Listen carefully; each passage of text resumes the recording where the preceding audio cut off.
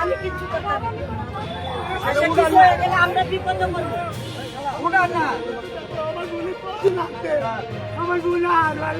কি হয়েছে ভাইয়া কি হয়েছে কি হয়েছে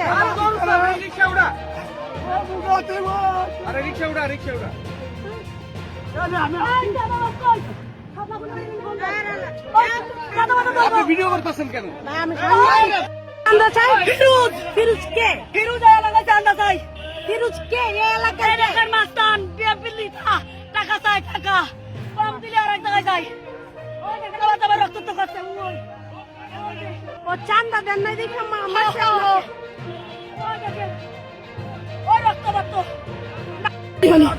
ফিরোজ বিএমপির ফিরোজ কাইম বার লাগা থাকে আরে